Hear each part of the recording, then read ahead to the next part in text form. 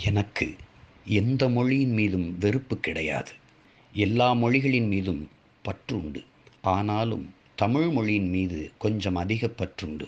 ஏனெனில் எனது சிந்தனையை தூண்டிவிட்டு எனது உள்ளத்தில் ஒரு கருத்தை உருவாக்குகின்ற மொழி என் தாய்மொழிதானே. கல்வி பயிலும் மாணவர்கள் தாங்கள் தேர்வில் வெற்றி பெற வேண்டும் என்ற குறிக்கோளுடன் படிக்கக்கூடாது. அவர்கள் மாணவர்களாக இருக்கும்போதே பொது அறிவை நன்றாக வளர்த்து கொள்ள வேண்டும். அப்போதுதான் அவர்களும் பயன்பெறுவர், இந்த நாடும் பயன்பெறும். தமிழன் என்றைக்கு தமிழினம் ஒன்று என்று கருதி இன ஒருமைப்பாட்டுடன் வாழ்கின்றானோ அன்றுதான் தமிழ் உலக பொதுமொழியாக வர முடியும்.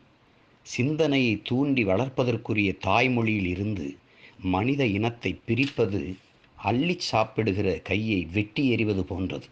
நீரிலிருந்து மீனை பிரித்தெடுத்து கரையிலே எறிவது போன்றது. நாம் பெறுகிற படிப்பு, கல்வி, அறிவு, பண்பாடு அனைத்தும் ஒழுக்கத்திற்காகத்தான். எனவே ஒழுக்க நெறியை நாம் பேணி காக்க வேண்டும். அப்போதுதான் நாம் பெற்ற படிப்புக்கும் கல்விக்கும் பண்பாட்டுக்கும் சிறப்பு. தவத்திரு குன்றக்குடி அடிகளார்.